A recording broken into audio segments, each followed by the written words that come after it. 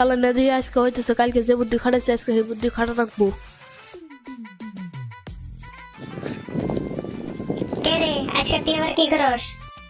আরে কিছুই না, ঘরের মধ্যে ভালো না, কি করবো?